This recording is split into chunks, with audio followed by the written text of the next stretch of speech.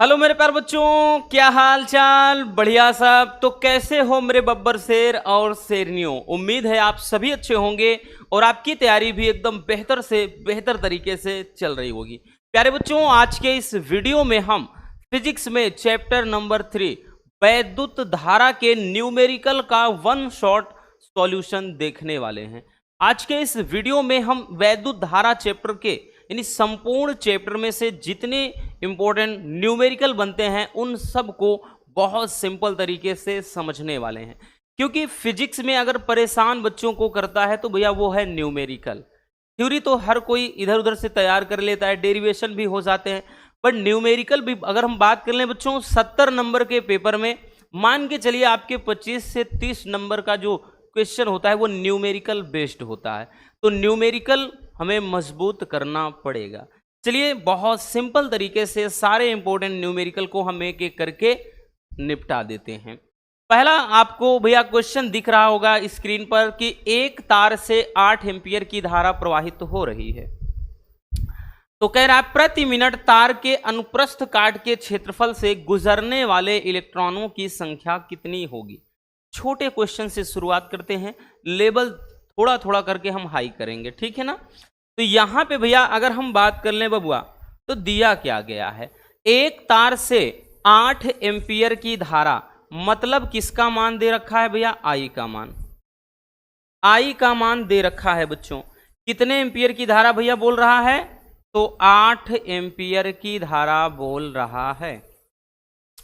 आगे कह रहा है कि प्रति मिनट तार से, अब प्रति मिनट का मतलब क्या है बबुआ? एक मिनट में। अब एक मिनट में कितने सेकंड होते हैं, ठीक है। तो भैया टी का मान यहां पे कितना हो जाएगा? टी का मान कितना हो जाएगा? तो भैया टी का मान हो जाएगा, दिया है 1 मिनट, है ना। दिया कितना है? 1 मिनट दिया है, तो हम यूं लिख सकते हैं 60 सेकेंड। 60 सेकेंड। आगे चलिए, यहां पे दे रखा है कि इस क्षेत्रफल से गुजरने वाले इलेक्ट्रॉनों की संख्या। जब इलेक्ट्रॉन की संख्या पूछा है तो भैया इलेक्ट्रॉन पर कितना चार्ज होता है वो भी लिखना पड़ेगा। तो इलेक्ट्रॉन पे कितना आवेश होता है? 1.6 × 10⁻⁻19 कूलाम, इतना चार्ज होता है, ठीक है। क्या हो गया भैया?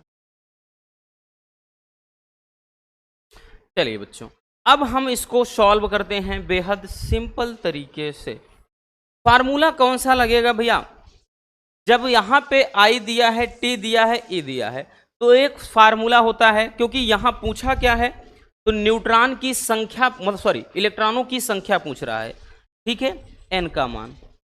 अगर इलेक्ट्रॉन की संख्या पूछ रहा है तो एक फार्मूला होता है Q बराबर N × E, ठीक है। या फिर भैया हम यहां से n बराबर जब लिखेंगे तो n बराबर क्या हो जाएगा? Q/E हो जाएगा। ये आपका एक मेन फार्मूला हो जाता है, n बराबर Q/E। बट बच्चों Q का मान नहीं पता है, Q का मान पता ही नहीं है, तो भैया Q बराबर I × T होता है। तो हम डायरेक्टली n बराबर Q के स्थान पे I × T होता है अपॉन E। अब देखिए इस पर हम आराम से मान रख करके निकाल सकते हैं। तो n बराबर I का मान भैया 8 दे रखा है, T का मान कितना दिया बच्चों? T का मान 60 सेकेंड दे रखा है, अपॉन नीचे E का मान 1.6 × 10⁻⁻19। अब यहाँ पे n बराबर इसको करेंगे भैया कितना हो जाएगा? ये हो जाएगा 480, है ना। 8 × 48 हो गया, और नीचे 1.6 है। इसको जो 10⁻⁻19 है, 10⁻+19 ऊपर ले जाते हैं, ऊपर छोड़ देते हैं, है ना, इतना। अब इसको हम देखिए, इसको अगर हम और सॉल्व करेंगे, जैसे अगर आप दशमलव हटाना चाहते हैं, ऊपर नीचे 10 का गुणा कर देंगे तो इसको 48 कर दीजिए। अब ध्यान समझिए, 1 0 यहाँ पे है, और जो हम ऊपर से 10 से गुणा करेंगे 2 0, तो 19 2 21 हो गया, और नीचे केवल 16 बच गया। आई बात समझ में ये बात? क्योंकि ये 19 है भैया, इसका 1 लेंगे 20 हो जाएगा, और हमने ऊपर नीचे 10 का गुणा करा के ये दशमलव हटाया। एकदम हम छोटे, मतलब यूं कहें तोड़ के बता रहे हैं। आप कितना भी कमजोर क्यों ना हो समझ जाएंगे, है ना। तो यहाँ पे भैया ये दशमलव हटाने के लिए जो 10 से ऊपर नीचे गुणा किया उसका एक और जुड़ गया, 21 हो गया, और नीचे 16, 16 तिया 48। ठीक है भैया, तो इलेक्ट्रॉन की जो संख्या आ गई 3 गुणे 10 के घात 21, इतने इलेक्ट्रॉन्स हो जाएंगे, और यही अपना क्या हो जाएगा, आंसर हो जाएगा। तो बहुत ज़्यादा डिफिकल्ट है नहीं, एकदम आसान सा न्यूमेरिकल है। चलिए स्क्रीनशॉट करते चलिए भैया।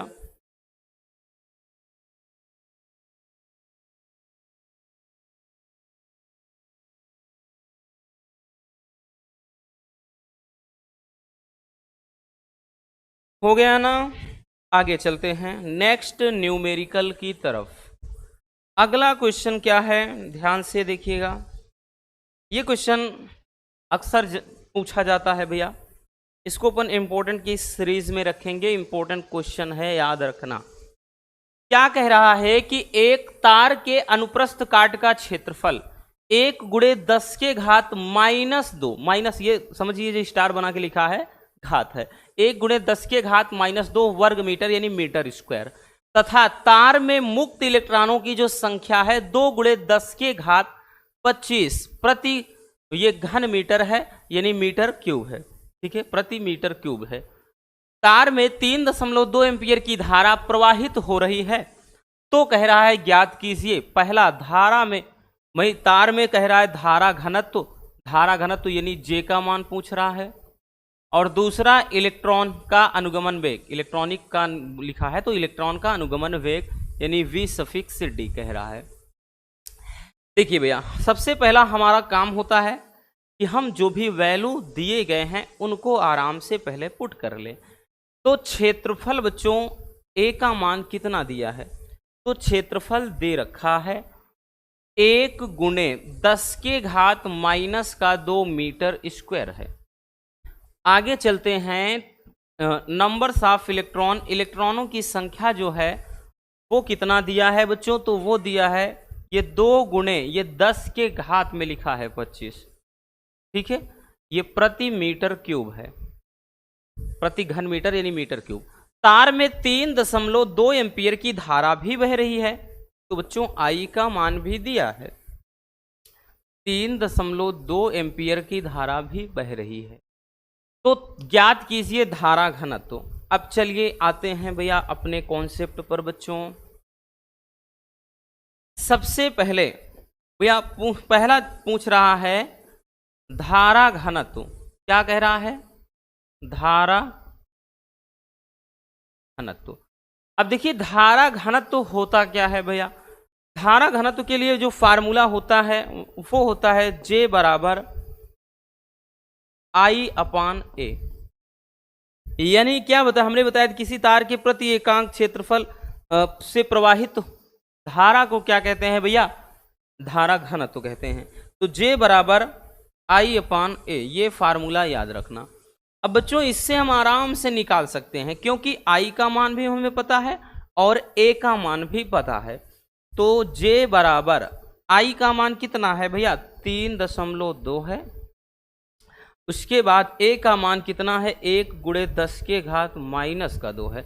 अब जब इसको ऊपर ले जाएंगे बच्चों तो ये J बराबर है ना, इधर लिख देते हैं, तो ये J बराबर क्या हो जाएगा, जब इसको ऊपर ले जाएंगे तो ये 3.2 रहेगा, ये 10 के घात 2 हो जाएगा, और ये एम्पियर प्रति मीटर स्क्वायर, एम्पियर प्रति मीटर स्क्वायर, ये आपका पहला आंसर हो जाएगा। ठीक है ना भैया, यही आपका क्या हो जाएगा, राइट आंसर हो जाएगा धारा घनत्व के लिए। अब चलिए हम दूसरा देख लेते हैं। दूसरा क्या पूछ रहा है, दूसरा कह रहा अनुगमन वेग। दूसरा पूछ रहा है भैया अनुगमन वेग या फिर अपवाह वेग, ठीक है, अनुगमन वेग। अब देखिए एक फार्मूला और है भैया, अनुगमन वेग धारा, याद रखो भी, संबंध अच्छे से समझाया है। I बराबर NEA V∗D एक फार्मूला होता है, ठीक है, I बराबर NEA V∗D होता है फार्मूला। अगर V∗D बराबर हम कहें तो I तो भैया ऊपर हो जाएगा, उसके बाद ये सब नीचे हो जाएगा, ठीक है, NEA। यहां से एक ये फार्मूला आपके सामने निकल कर आया। हम लिखेंगे V सफिक्स D बराबर I का मान कितना निकला है अभी, I का मान कितना है तो भैया 3.2 है। नीचे N, इलेक्ट्रॉन की संख्या कितनी है, 2 × 10⁻25 है, ठीक है भैया। ई का मान बच्चों याद रखना, चाहे दिया हो या ना दिया हो, आप हमेशा याद रखिए कि इलेक्ट्रॉन पे जो चार्ज होता है, जो आवेश होता है, वो 1.6 × 10⁻19 कूलाम होता है। तो ये मान तो अपने दिमाग में ऑल टाइम रखना है। तो ये 1.6 × 10⁻19 और साथ में ए का मान भी दिया है। ए का मान कितना है तो 1 × 10⁻²। ठीक है, तो इसको अपन क्या करेंगे, V सफिक्स D बराबर काट देते हैं भैया, 16 दूना 32, 2 से 2 कट गया, एकदम आसान है ना। ये 16 दूना 32 हो गया, यानी अब इसके बाद 2 से 2 कट गया। अब देखिए ये 19 और 2 कितना है, 21 हो जाएगा, माइनस का 21। तो ये भैया अगर ऊपर जाएगा, ये ऊपर जाएगा तो 25 हो जाएगा, ये ऊपर जाएगा तो 10⁻−25, और भैया ये ऊपर जाएगा तो 10⁻−21 तो है, लेकिन ऊपर जाएगा 10⁻+21 हो जाएगा। तो हम यूं कह सकते हैं, अब कहाँ लिखें भैया, नीचे दिख रहा है, हाँ दिख रहा है, V सफिक्स D बराबर कितना आ जाएगा भैया, अगर हम देखें तो ये 10⁻, ये माइनस का कितना आया, तो अगर हम भाई 25 में 21 घटाएंगे तो 10⁻⁻4 आ जाएगा। ये इतना मीटर पर सेकेंड अनुगमन वेग है, ठीक है, ये इतना आ जाएगा। ठीक, तो आप लोग भी कैलकुलेशन एक बार चेक कर लीजिएगा, ठीक है भाई, हमने तो कर ही दिया है, आप लोग भी चेक कर लीजिएगा। चलिए स्क्रीनशॉट जल्दी से इसको कर लीजिए फटाक से।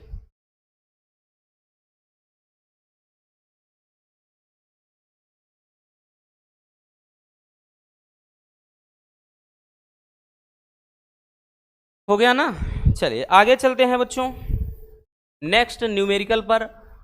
अगला क्वेश्चन है, ये भी बड़ा प्यारा सा क्वेश्चन है और अक्सर एग्जाम में पूछा जाता है।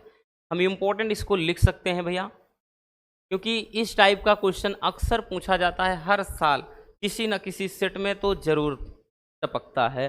कह रहा है एक तार का प्रतिरोध 16 ओम है, इसे पिघलाकर पहले से आधी लंबाई का तार खींचा जाता है, तो नए तार का प्रतिरोध क्या हो जाएगा। देखिए ये इस टाइप का क्वेश्चन ना बड़ा सिंपल होता है, ठीक है, बहुत डीपली जाने की ज़रूरत है नहीं। इसमें हम आज आपको एक फार्मूला बता रहे हैं, इससे आप आराम से चुटकियों में निकाल सकोगे। अगर हम देखेंगे तो यहाँ पे कुछ बातें निकली हैं।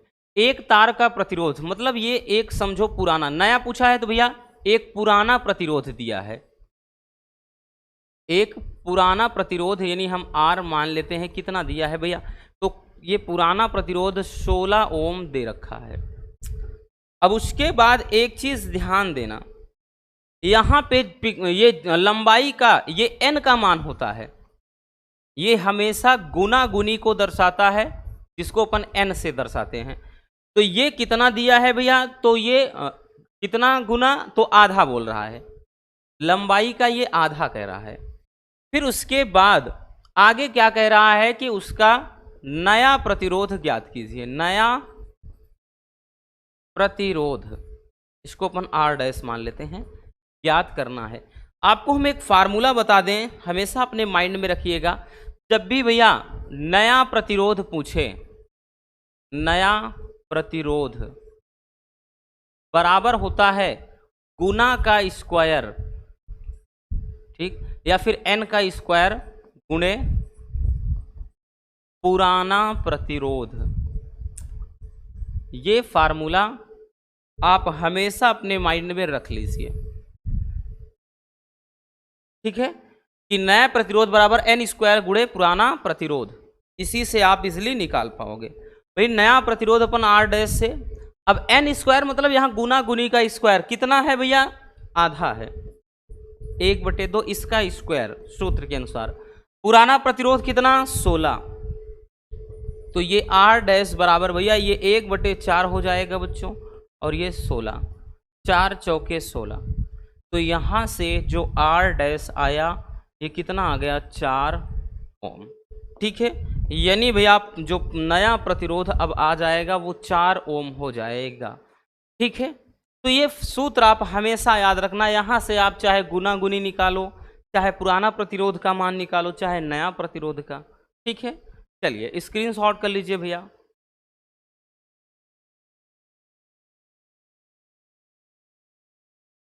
हो गया बच्चों, आगे चलते हैं नेक्स्ट न्यूमेरिकल पर। अगला न्यूमेरिकल क्या है, ये भी काफ़ी इंपॉर्टेंट है, तो इसको भी अपन मोस्ट इंपॉर्टेंट कहेंगे। इस टाइप के क्वेश्चन बच्चों अक्सर पूछे जाते हैं। आप प्रीवियस ईयर का पेपर उठाओ भैया, जरूर मिलेंगे। ठीक है, ऐसे कहने की बातें नहीं हैं, ये क्वेश्चन अक्सर पूछे गए हैं एग्जाम में। तेरा एक ही धातु के 3 तारों की लंबाइयों तथा द्रव्यमानों का अनुपात जो है ना, वो 3:2:1 तथा 1:2:3 है। तो इन तारों के प्रतिरोधों का अनुपात क्या होगा? ये भी बड़ा ही लाजवाब सा क्वेश्चन है।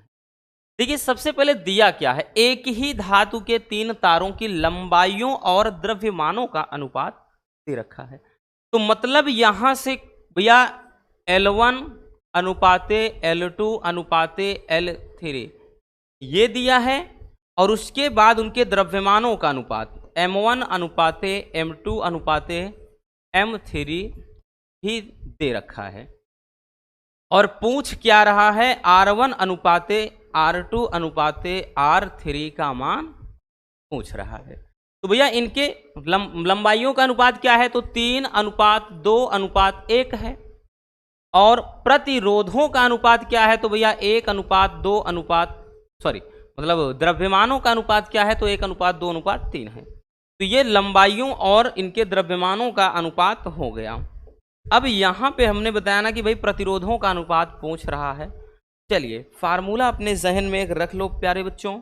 एक फार्मूला होता है कि R1 अनुपात R2 अनुपात R3 जब भी निकालना हो, फार्मूला होता है L1 का स्क्वायर अपान M1 अनुपात में L2 का स्क्वायर अपान M2 अनुपात में L3 का स्क्वायर अपान M3।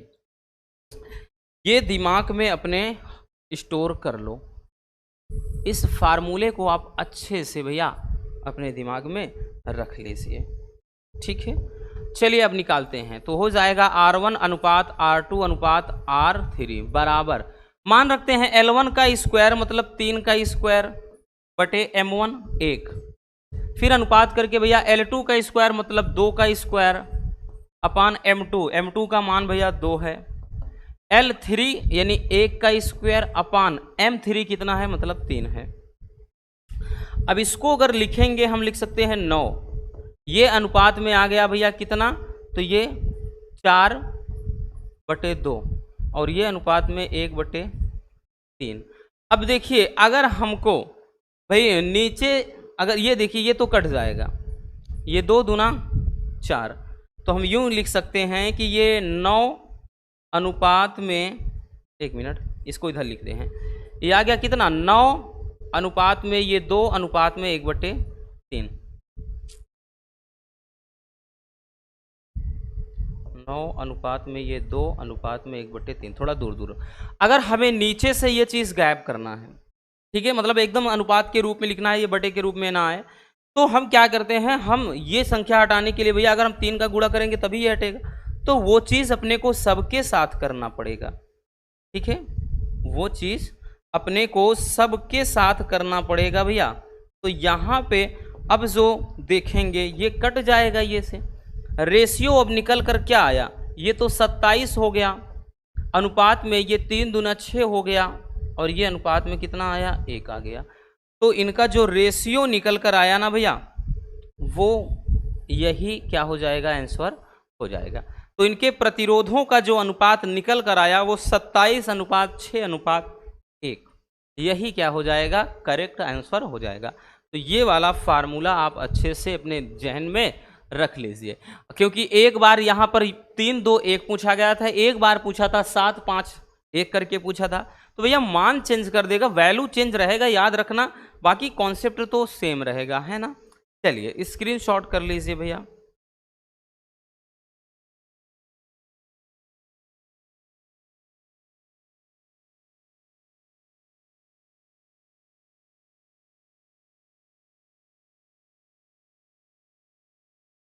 हो गया ना। चलिए अब चलते हैं नेक्स्ट क्वेश्चन की तरफ। अगला न्यूमेरिकल क्या है, ये तो और भी ज्यादा लाजवाब है भैया, इसको तो अपन वेरी वेरी इंपॉर्टेंट बोलेंगे,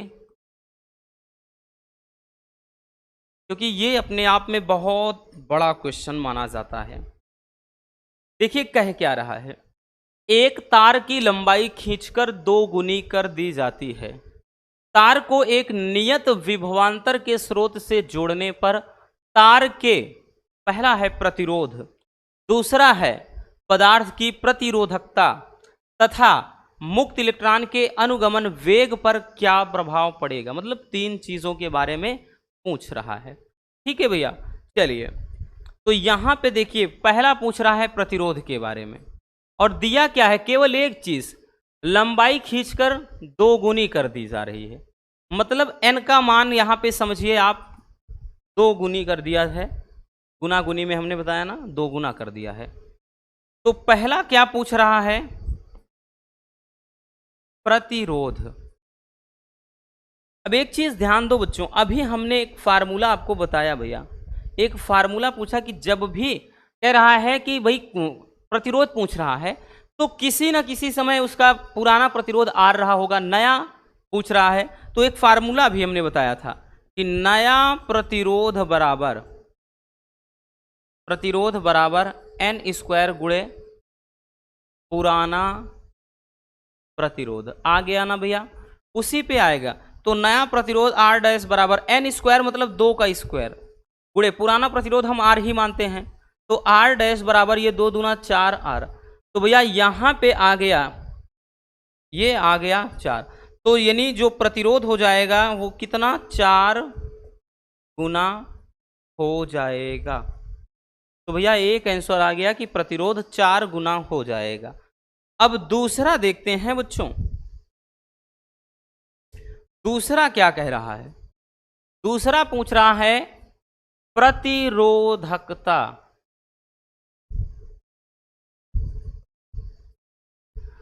प्रतिरोधकता पर क्या प्रभाव पड़ेगा, एक चीज समझिएगा, तो प्रतिरोधकता कांस्टेंट रहेगा, नियत। क्यों, क्योंकि इस बात को समझिए, हमेशा किसी भी पदार्थ मतलब जो तार की प्रतिरोधकता मतलब चालक पर नहीं बल्कि पदार्थ के प्रकृति पर निर्भर करता है। तो यहां पर लिखेंगे नियत रहेगा, क्योंकि प्रतिरोधकता चालक पर नहीं बल्कि चालक के प्रकृति पर निर्भर करता है। ठीक है, तो इतना आपको कारण देना पड़ेगा, मतलब समझाना पड़ेगा। ठीक, आई बात समझ में भैया, समझ में आ गया ना कि प्रतिरोधकता क्या रहेगा, प्रभावित नहीं होगा, यानी अपरिवर्तित रहेगा, नियत रहेगा, क्योंकि प्रतिरोधकता का जो मान होता है वो चालक पर नहीं बल्कि चालक के प्रकृति पर निर्भर करता है कि चालक की प्रकृति क्या है। ठीक है, चलिए अब उसके बाद अब तीसरा कह रहा है कि अनुगमन वेग पर क्या प्रभाव पड़ेगा, अनुगमन वेग पर क्या प्रभाव पड़ेगा ये पूछ रहा है। एक फार्मूला आपने पढ़ा था भैया, V∑D, याद करो, हमने बताया था EV/ml। ठीक है, EV/ml इंटू का टाउ। ठीक, ये अनुगमन वेग के लिए हमने सूत्र यानी व्यंजक भी आपको प्राप्त करके यानी निकाल के बताया है। तो यहाँ पे हम यूं कह सकते हैं कि जो अनुगमन वेग है भैया वो 1/L यानी लंबाई के व्युत्क्रमानुपाती होता है। मतलब लंबाई अगर बढ़ेगी तो अनुगमन वेग घटेगा, अनुगमन वेग घटेगा मतलब बढ़ेगा तो लंबाई घटेगी। तो यहाँ पर हम यूं कह सकते हैं, अब तो हम आराम से निकाल लेंगे, जो अनुगमन वेग है यानी उस सूत्र में 1/L के देख रहे हैं, ये व्युत्क्रमानुपाती है, 1/L है ना। तो ये अनुगमन वेग जो होगा 1/L, यानी लंबाई कितनी है, तो तार की लंबाई खींचकर 2 गुना कर दी जा रही है ना, गुना गुनी, तो 1/2। तो यहाँ पे भैया लिखेंगे कि अनुगमन वेग क्या हो जाएगा, आधा हो जाएगा। ठीक है, अगर लंबाई 2 गुनी कर दी जाए तो अनुगमन वेग क्या हो जाएगा, आधा हो जाएगा। समझ में आ गया भैया। तो ये आपका न्यूमेरिकल काफ़ी इम्पोर्टेंट है, हमने फिर से आपको ये चीज़ बता दिया है। आप अच्छे से भैया इस क्वेश्चन को अपने माइंड में रख लीजिएगा, बहुत इम्पोर्टेंट है, बहुत ज़रूरी है ऐसे क्वेश्चन की प्रैक्टिस करना, क्योंकि एग्ज़ाम में भैया इसी टाइप के क्वेश्चन बच्चों को बहुत परेशान करते हैं। तो आपके साथ ये भैया ना हो, इसलिए अच्छे से देख लीजिए। चलिए स्क्रीनशॉट कर लीजिए।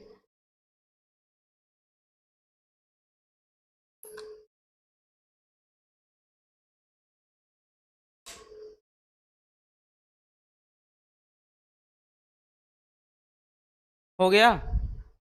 चलिए भैया आगे चलते हैं। अगला क्वेश्चन देखिएगा, ये क्वेश्चन भी बहुत ही लाजवाब सा क्वेश्चन है। कह रहा है 12 वोल्ट विद्युत वाहक बल तथा 3 ओम आंतरिक प्रतिरोध को बैटरी के किसी प्रतिरोध के साथ संयोजित किया गया है। यदि परिपथ में 0.5 एम्पीयर की धारा बह रही है तो जुड़े प्रतिरोध का मान तथा बैटरी के सिरों के बीच वोल्टता ज्ञात करना है। चलिए बबुआ, बहुत ही प्यारा सा क्वेश्चन है। कह रहा 12 वोल्ट विद्युत वाहक बल, भैया ई का मान दे रखा है, ई का मान दे रखा है 12 वोल्ट। ठीक है, आगे कह रहा 3 ओम आंतरिक प्रतिरोध, तो मतलब इंटरनल रेजिस्टेंस कितना दिया है भैया, ये दे रखा है 3 ओम। आगे कह रहा है किसी प्रतिरोधक के साथ संयोजित किया गया है। ठीक, और यदि परिपथ में 0.5 एम्पीयर की धारा बह रही है, मतलब आई का मान भी दे रखा है कितना, 0.5 एम्पीयर। तो प्रतिरोधक का मान यानी बड़े वाले आर का मान, यानी प्रतिरोध का मान, और बैटरी के सिरों के बीच वोल्टता यानी V का मान निकालना है। ये 2 चीजें निकालना है, बड़ा ही आसान है भैया। याद करो, जब हमने विद्युत वाहक बल, उसके बाद क्या है वोल्टता, क्या कहते हैं टर्मिनल विभवांतर, आंतरिक प्रतिरोध वगैरह में संबंध बताया है ना। तो बताया है भैया, एक फार्मूला बताया था रसूलों, उसी में एक फार्मूला बताया था, I बराबर E/R+R, और ये हमने निकाल के बताया था कि भैया ये किस तरीके से आता है, सब कुछ हमने निकाल के बताया था। तो अगर यहाँ से देखें भैया, तो I का मान कितना, 0.5, I का मान कितना 0.5। उसके बाद E विद्युत वाहक बल कितना भैया 12 अपान कैपिटल R, भैया ये जो बाह्य प्रतिरोध का मान पूछ ही रहा है, और इंटरनल रेजिस्टेंस जो है आंतरिक प्रतिरोध 3 दिया है। ठीक है, अगर आप देखें तो हम इसको इस तरह, मतलब इसको कैसे लिख सकते हैं, देखिए अगर हम R+3 यहाँ ऊपर ले जाएं, R+3 ऊपर ले जाएं तो ये इधर चला जाएगा 12 बटे ये 0.5 हो जाएगा। या फिर बच्चों इसको हम ऐसे कर सकते हैं, इसको समझिएगा, इसको हम R+3 करके हम इसको 120/5 भी लिख सकते हैं। ऊपर नीचे 10 का गुणा कर दो, दशमलव गायब कर दो, तो भैया इसको काट दीजिए, तो ये 5 दूना 10 हो गया, 2 बचे 5 चौके 20, 24 हो गया। तो R+3 बराबर भैया ये 24 आ गया, और R का मान कितना भैया, तो R बराबर कर देंगे तो 24 - 3, तो R बराबर कितना हो जाएगा भैया 21 ओम, 21 ओम हो जाएगा। ठीक, और यही क्या हो जाएगा, हमारा आंसर हो जाएगा। यानी प्रतिरोधक का प्रतिरोध मतलब R का मान निकल आया। अब एक चीज और पूछ रहा है, इसमें एक चीज और पूछ रहा है, वो ये पूछ रहा है भैया कि टर्मिनल मतलब वोल्टता क्या होगी, ठीक है, इसकी वोल्टता पूछ रहा है। तो भैया एक फार्मूला होता है V बराबर E minus I into R, याद करो भैया वो फार्मूला कि टर्मिनल वोल्टता, विद्युत वाहक बल तथा आंतरिक प्रतिरोध में संबंध। तो यही सूत्र हमने निकाला था, ठीक है। तो V बराबर E का मान कितना है भैया, विद्युत वाहक बल 12 माइनस आई इंटू आर, आई का मान 0.5 और स्मॉल r का मान कितना है भैया, तो ये है 3 है, ठीक है। तो ये कितना हो जाएगा V बराबर, तो ये 12 माइनस 5 तिहाई 15, 1.5 आ गया, ठीक है। तो V बराबर ये कितना आ जाएगा बताइएगा भैया। अब बहुत सारे बच्चे ऐसे मतलब यहाँ से भी उलझ जाते हैं, इनको घटाना नहीं आता। तो ज़रा बताइएगा 12 में से अगर हम 1.5 घटा देंगे कितना आ जाएगा, तो बताइए भैया कितना आ जाएगा, 10.5 इतना आ जाएगा, ठीक है ना, इतना वोल्ट हो जाएगा। यही हमारा क्या हो जाएगा भैया, आंसर हो जाएगा। अब ये छोटी छोटी चीज़ें जैसे बहुत सारे बच्चे नहीं जानते हैं तो उनको हम बता भी दे रहे हैं। देखिए 12 कहा है, 12 में भैया ये पूछ रहा है कि हमको 1.5 घटाना, इसको हम ऐसे करके दशमलव कर सकते हैं। अब देखिए इस तरह के घटाना में अपन क्या करते हैं, हासिल लेते हैं, तो 10 में 5 गए, 5 हो गया। अब यहाँ पे बच गया कितना, 1 बच गया, है ना, 1 बच गया, तो 1 में 1 गए 0, यहाँ पे तो 10.5 है ना। कभी कभार ऐसे भी बच्चे होते हैं जो ये भी नहीं घटा सकते हैं, तो परेशान ना रहिए बबुआ, हम हैं तो आपको टेंशन नहीं लेना है, ये इतना आ जाएगा, ठीक, समझ में आ गया भैया। चलिए अब आगे इसको स्क्रीनशॉट कर लीजिए, फिर चलते हैं नेक्स्ट न्यूमेरिकल पर।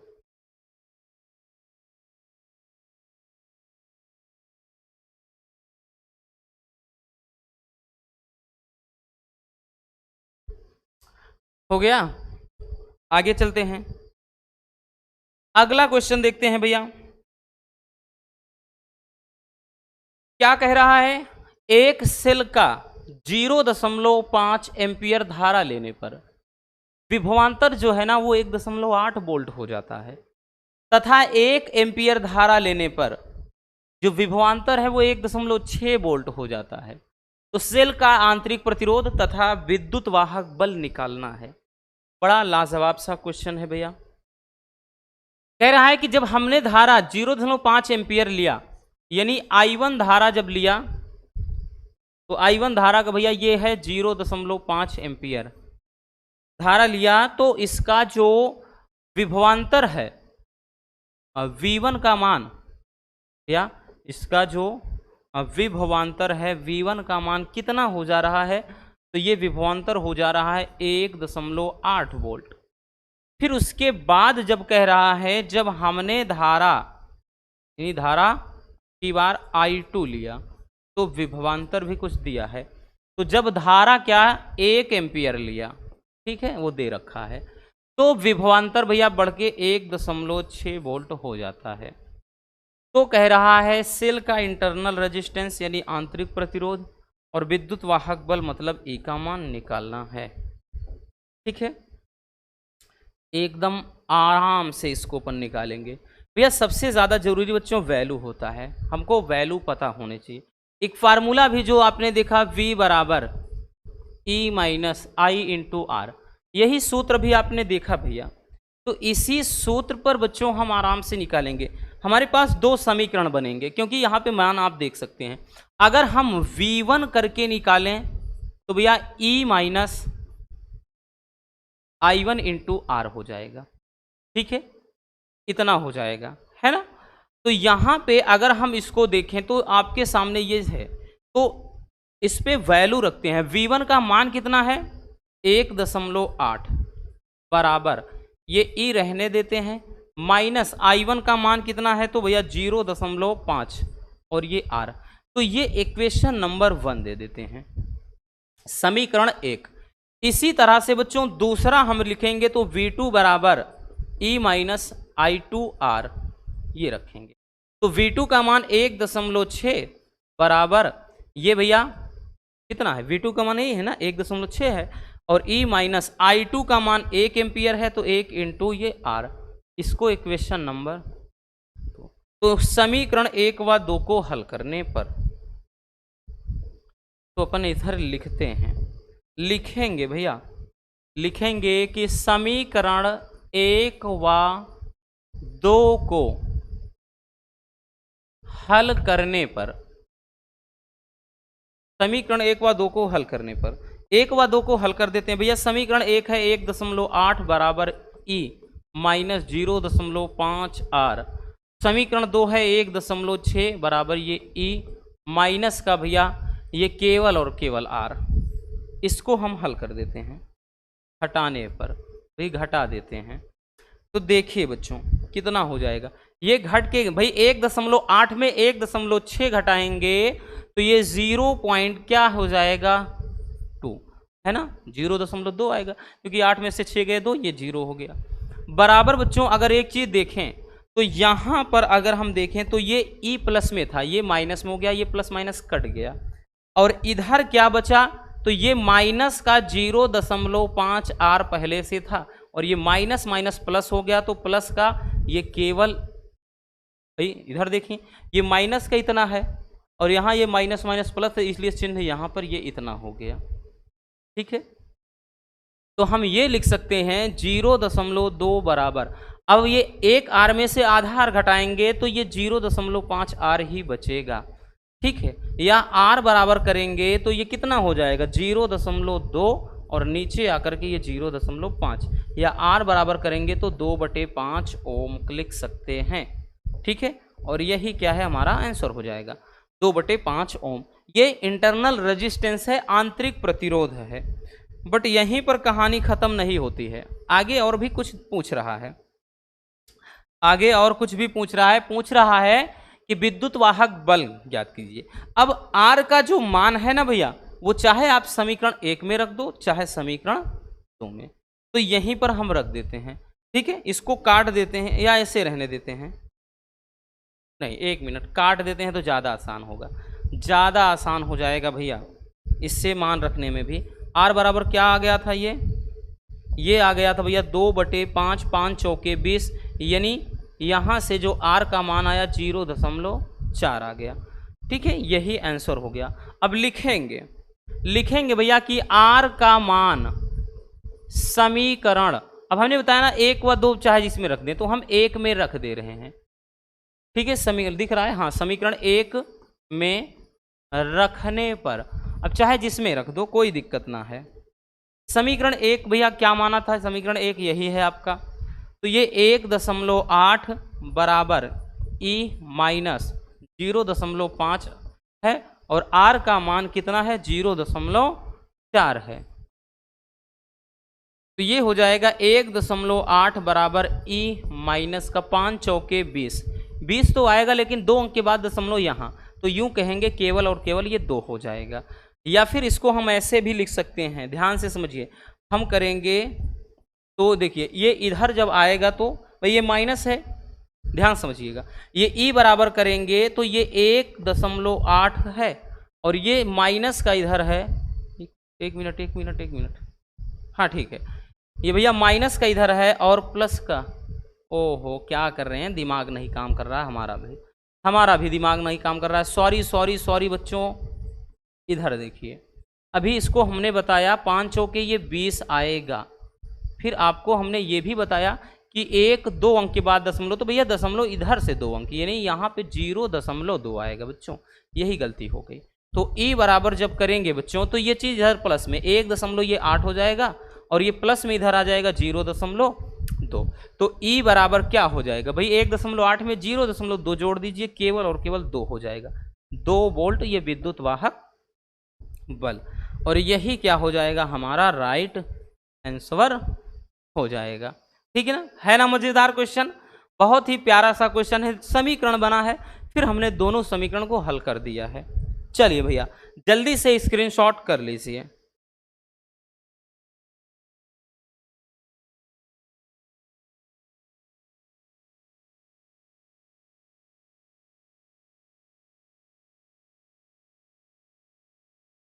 हो गया, चलिए आगे चलते हैं अगले क्वेश्चन की तरफ। देखिए अब भैया ये प्रतिरोध वगैरह यानी आपका जो ये परिपथ के तरीके से। हालांकि प्रतिरोधों का संयोजन समांतर क्रम, श्रेणी क्रम सब कटा है, निगमन कटा है, लेकिन इसमें न्यूमेरिकल बन सकता है।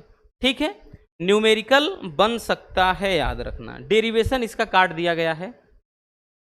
बिंदु कह रहा है कि मतलब निम्नलिखित चित्र में या निम्न चित्र में ए और बी बिंदुओं के बीच तुल्य प्रतिरोध ज्ञात कीजिए।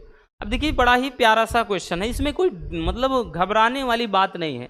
अब देखिए ये क्वेश्चन जो है ना, सबसे पहले इसमें यही समझना है कि समांतर क्रम कौन है, श्रेणी क्रम। तो बच्चों ये प्रतिरोध सबसे पहले इनको देखिए, तो ये श्रेणी क्रम मतलब ये ऐसे हैं,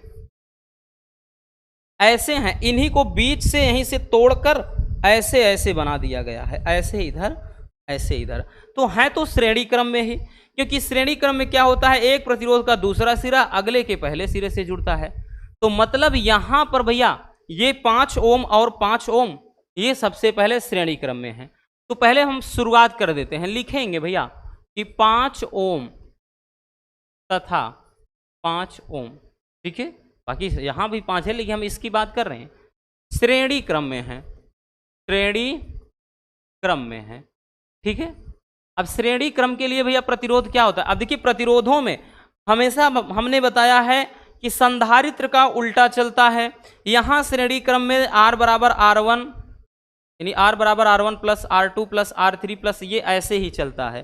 ठीक है, तो ये श्रेणी क्रम में हो जाएगा R बराबर R1 plus R2 plus R3 2 ही है, तो R बराबर ये कितना हो जाएगा 5 प्लस 5 मिल करके 10 ओम आ गया। कितना आ गया 10 ओम। अब समझिए बच्चों, ये वाला जो है ना, अब ये मिल करके केवल एक बन गया इस तरह से, और ये जो आपका है यहाँ से ऐसे, और बाकी ये ऐसे आ गया है और ये ऐसे आ गया है। हम एकदम तोड़ तोड़ कर, अब इसका मान 10 आ गया, मतलब इसको तो हमने संयोजित कर दिया, ये देख रहे हैं, और ये 5 है। अब ये 10 और ये 5 समांतर क्रम में दिख रहा है बबुआ, तो लिखेंगे बच्चों, अब हम लिखेंगे भैया, अब लिखेंगे कि अब 10 ओम तथा 5 ओम समांतर क्रम में है। अब समांतर क्रम के लिए जो सूत्र होता है ना बच्चों, तो श्रेणी के लिए था, अब समांतर के लिए जो सूत्र होता है वो 1/r बराबर 1/r1 plus 1/r2 plus r3 ऐसे 2 ही है। तो भैया देखते हैं 1/r बराबर 1/10 प्लस 1/5। यहां से देखते हैं तो 1/r बराबर एलसीएम कितना हो जाएगा 10 हो जाएगा। भाई 10 एक कम 10 हो गया, और ये 5 दूना 10 हो गया। ठीक है, तो 1/r बराबर कितना 3/10, या r बराबर जब कहेंगे तो यही 10/3 ओम, इतना हो जाएगा उल्टा। मतलब बच्चों अब देखिए भैया, अब ये जो फिगर है ना और छोटा बन गया। अब ये वाला केवल इस तरह से इसका मान आ गया 10/3, और यहां पे ये है 5, और यहां पर भी ये है 5, और ये तो भैया आपका ए दिया है, और ये आकर के अब देखिए तो ये तीनों अब किस क्रम में बन रहे हैं, तो ये तीन के तीनों श्रेणी क्रम में बन रहे हैं। मतलब देखिए भैया, अगर हम इनको फैला दें बच्चों तो ये ऐसे बन जाएगा, मतलब ये तीनों फैला दें तो इसका मान तो 10 है, सॉरी यहाँ पे इसका मान तो ये 5 है, इसका मान यहाँ 10/3 है, इसका मान यहाँ 5। तो अब हम आपको यही समझाना चाह रहे हैं, तो ये जब एक हो गया, ये मिलकर 10/3 आ गया, तो ये 5, ये 10/3 और ये 5 श्रेणी क्रम में हो जाएंगे। तो यहाँ पर अब हम लिखेंगे बच्चों, लिखेंगे भैया, वैसे भी हाई स्कूल में आपने ये बहुत अच्छे से पढ़ा है। अब लिखेंगे कि 10 यहाँ पे, यहाँ से अब लिखेंगे ए व बी के बीच तुल्य प्रतिरोध। अब ए व बी के बीच भैया हम तुल्य प्रतिरोध निकालेंगे। अब देखिए ए व बी के बीच तुल्य प्रतिरोध, तो यहाँ पे अब हमने बताया कि अब ये वाला 5 और ये वाला भैया 10/3 और ये वाला भैया आपका 5, ये सबके सब क्या हैं श्रेणी क्रम में हो जाएं, समांतर नहीं श्रेणी। ये 5 5 ये 10 हो गया, 10/3 है ना, 5 5 10। तो भैया हम यूँ कह सकते हैं कि R बराबर कितना हो जाएगा, ये 10 भाई 10 तिहाई 30, 10 ये 40/3 3 ओम। यही क्या हो जाएगा हमारा राइट आंसर हो जाएगा। तो इस तरीके से परिपथ वाले क्वेश्चन भी बनते हैं, बट यहाँ पे याद रखना कि प्रतिरोध वाला बहुत कम पूछा गया है पिछले कुछ सालों से। कारण इसका यही है, पहले तो निगमन भी था, अब तो इसका निगमन भी यानी जो समांतर क्रम श्रेणी क्रम का संयोजन डेरिवेशन भी हटा दिया है, इसलिए बच्चों इसको थोड़ा कम पूछता है। ठीक, जो है हमने आपको साफ बता दिया। चलिए स्क्रीनशॉट कर लीजिए।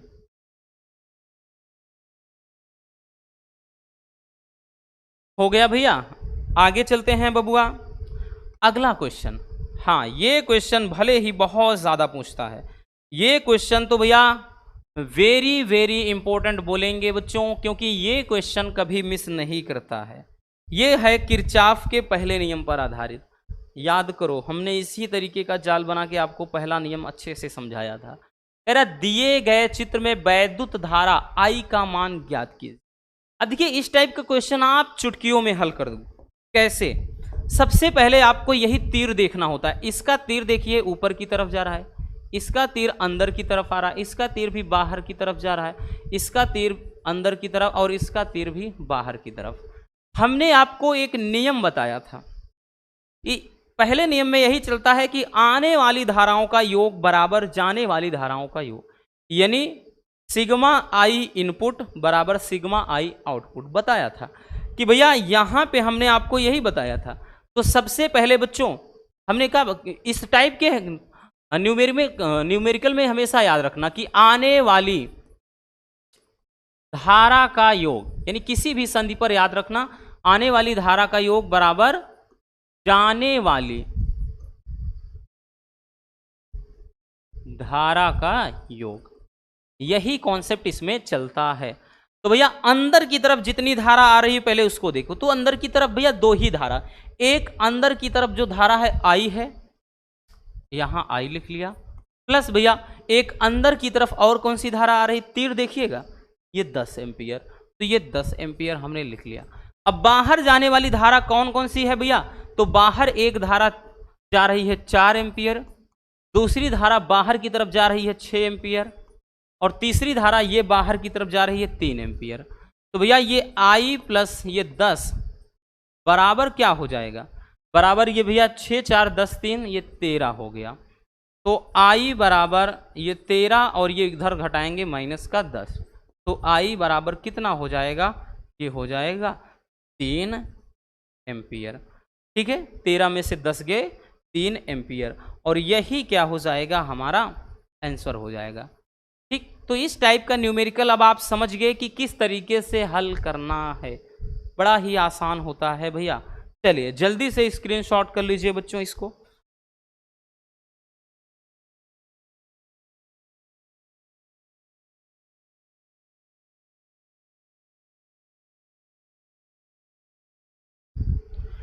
हो गया ना? चलिए आगे चलते हैं।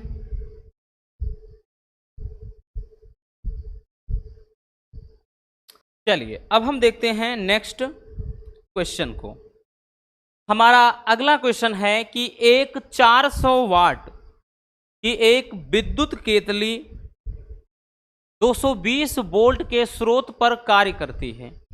केतली का प्रतिरोध क्या हो जाएगा? ठीक है, केतली का प्रतिरोध पूछ रहा है भैया, क्या हो जाएगा? अब इसमें मान किसका दिया है बच्चों, पहले वो देखते हैं।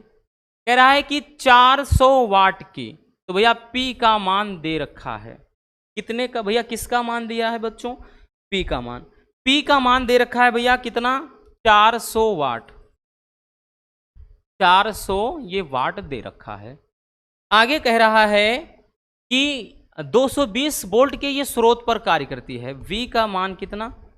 V का मान दिया है 220 वोल्ट। तो कह रहा है केतली के प्रतिरोध की गणना कीजिए, यानी R का मान ज्ञात करना। भैया हमने वैद्युत शक्ति अथवा सामर्थ्य के लिए और वैद्युत ऊर्जा का सूत्र आपको अच्छे से समझाया है। तो एक फार्मूला होता है बबुआ, P बराबर V² अपान R। याद करो, ये फार्मूला आपने पढ़ा है। ठीक है, हमने जितने सूत्र हैं सब करवाए हैं। यहाँ से अगर हम R बराबर कर देंगे तो वी स्क्वायर अपान पी आ जाएगा, आएगा ना? बिल्कुल हो जाएगा, इसमें कोई नई बात नहीं है। तो यहां से अगर आप ध्यान दें भैया तो R बराबर P का मान कितना है 220 का स्क्वायर अपान P का मान कितना है 400। ठीक है, तो इसको अपन लिख सकते हैं R बराबर 220 का भैया 22/3 में कितना हो जाएगा 400, ये 84 हो जाएगा और 2 जीरो हैं। ठीक है, 2 जीरो हो जाएगा और नीचे कितना है ये 400 है। तो भैया ये 2 जीरो से 2 जीरो कैंसिल हो गए। ठीक है, और ये इससे भी काट देंगे तो 2 दूना 4, 2 सॉरी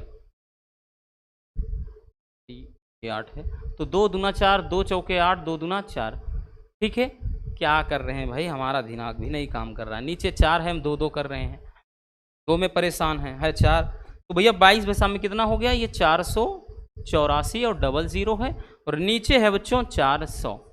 ठीक है, बुद्धि काम नहीं कर रहा है लग रहा है। ठीक, तो इसको काट दिए और ये कट जाएगा 4 एकम 4, 4 दूना 8, 4 एकम 4।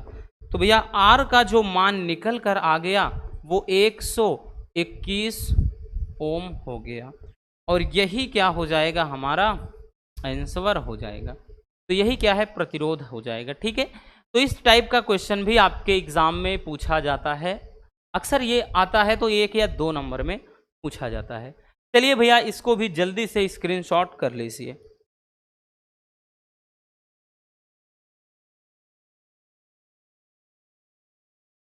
हो गया ना, आगे चलते हैं नेक्स्ट क्वेश्चन पर।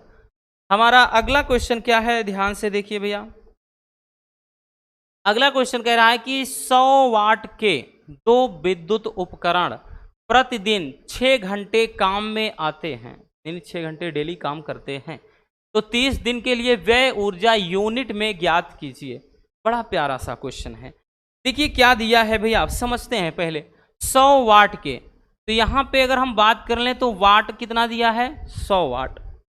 समझिए इस तरह से हमने क्यों लिखा है अभी बता रहे हैं, 100 वाट। अब उसके बाद उपकरण कितना है भैया, इस टाइप का न्यूमेरिकल बड़ा आसान होता है। उपकरण कितना है भैया 2 विद्युत उपकरण है। अब कितने घंटे काम कर रहा है भैया, कितने घंटे, तो डेली कह रहा है 6 घंटे, 6 घंटे काम कर रहा है। आगे कह रहा है भैया दिन कितना है बच्चों,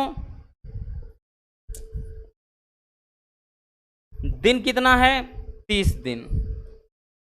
पूछ क्या रहा है, अब व्यय ऊर्जा पूछ रहा है।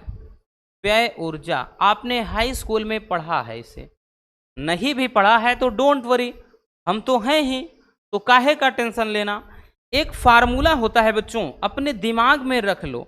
जब भी इस टाइप का भैया कोई क्वेश्चन दिया हो, कितना भी लेंदी दिया हो, एक चीज याद रखना, हमेशा सूत्र में हमेशा भैया अगर व्यय ऊर्जा निकालना हो बच्चों, व्यय ऊर्जा निकालना हो तो एक फार्मूला होता है वाट गुणे घंटे गुणे दिन, यही सूत्र याद रखना। और नीचे भाई बटे में 1000 चलता है।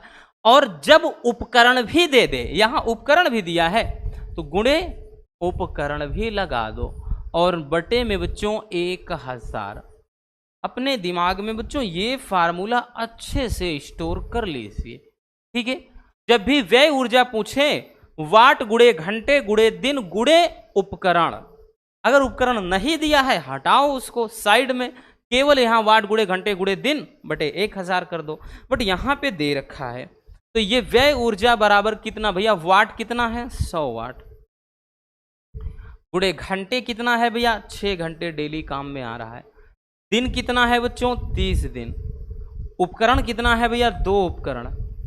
ठीक है, और नीचे अगर हम बात कर लें 1000, तो भैया आपको पहले क्या करना है, निपटा देना है। ये जो तीनों जीरो है ना, इनको निपटा देना है। तो ये तो एकदम आसान सा सीधा सीधा आ गया भैया। कितना आ गया, 6 दूना 12 होगा, 12 तियाई 36। ठीक है, तो ये आ गया 36 यूनिट, 36 यूनिट। ये क्या निकल कर आया, व्यय ऊर्जा। क्या निकल के आया भैया, व्यय ऊर्जा निकल के आ गया। अब एक चीज और याद रखना बच्चों, इसी में कभी कभार खर्च भी पूछता है। क्या पूछता है? खर्च। और खर्च जब भी निकालना हो, जितना यूनिट है, जैसे 36 दिया है और यहाँ रुपया में जितने रुपए दिया है उससे गुणा कर दो, हमेशा खर्च निकल आता है। जैसे कि सवाल में इसी में जोड़ देता कि 5 रुपए प्रति यूनिट की दर से एक महीने में कितना भुगतान करना होगा, यानी एक महीने में बच्चों कितना बिल आएगा, तब आपको फटाक से भैया यहाँ पे जितना रुपया है पूरे यूनिट में उतने का गुणा कर दो। इसी से बिल निकलता है कि एक महीने में कितना बिल आएगा, एक महीने में कितना खर्चा बैठने वाला है। ठीक, तो ये भुगतान इस तरह से निकलता है। आई बात समझ में? तो ये आपका हो जाएगा वाट गुणे घंटे गुणे दिन वाला। स्क्रीनशॉट कर लीजिए। अब बच्चों ध्यान से सुनिएगा, इसमें आपके सबसे दमदार जो 5 नंबर वाले जो न्यूमेरिकल हैं उनको अपन एक अलग से वीडियो में समझेंगे। और 5 नंबर में न्यूमेरिकल पूछे कौन से जाते हैं हम आपको एक झलक दिखा भी दे रहे हैं। ठीक है भैया, एक झलक आपको हम दिखा भी दे रहे हैं। तो वो ये है बच्चों, यहाँ पे भैया ये क्वेश्चन, ठीक है ना, ये क्वेश्चन हम इसमें आपको नहीं बताएंगे। यहाँ पर केवल ये एक इकलौता क्वेश्चन बता के निकलने का नहीं सोच रहे हैं, क्योंकि बच्चों ये क्वेश्चन हमेशा 5 नंबर में इतना याद रखना भैया कि 100% पूछा जाता है। 100 में 100% हम बच्चों ये बात आपको भी अपने दिमाग में रख लेना है कि 100% ये क्वेश्चन आपके एग्जाम में किसी ना किसी सेट में जरूर देगा। कभी कभार 2-2 सेट में कर देता है, कभी 3 सेट में कर देता है। तो ये जो क्वेश्चन होता है किरचॉफ के नियम पर आधारित, यानी ये जो नियम है दूसरा नियम वोल्टता का नियम, या इसी को बंद पास का जो नियम कहते हैं। तो इसमें आपके 2 से 3 बंद पास दिए रहेंगे। ये क्वेश्चन थोड़ा समीकरण बनता है, लंबा चौड़ा क्वेश्चन जाता है। तो हम सोच रहे हैं कि हम इसको एक अलग से, इसकी एक अलग वीडियो लाएं जिसमें कम से कम 2 से 3 न्यूमेरिकल, कम से कम, बाकी 3 से 4 भी हो सकता है, आपको अच्छे से समझा दें कि इस टाइप के जो न्यूमेरिकल है ना वो कैसे लगते हैं, ताकि आपको ये बात अच्छे से समझ में आ जाए। ठीक है ना भैया? तो इसको हम अलग से लाएंगे, एक अलग वीडियो में इसको समझेंगे। बाकी आज के इस वीडियो में इतने ही क्वेश्चन को हम देखेंगे। अब इससे आपको आइडिया लग गया होगा कि इस चैप्टर में किस टाइप के क्वेश्चन बनते हैं और कौन कौन से क्वेश्चन इंपॉर्टेंट हैं। आई होप ये वीडियो आपके लिए काफ़ी ज़्यादा हेल्पफुल रही होगी। अगर वीडियो पसंद आई हो तो बबुआ प्यार से लाइक ज़रूर कर देना, और नए हैं तो चैनल को सब्सक्राइब ज़रूर कर लीजिए, ताकि ऐसे मज़ेदार टॉपिक आप तक रेगुलर पहुँचते रहें। Love you, bye bye, take care. और हाँ, एक प्यारा सा कमेंट बॉक्स में छोड़ के जाइएगा।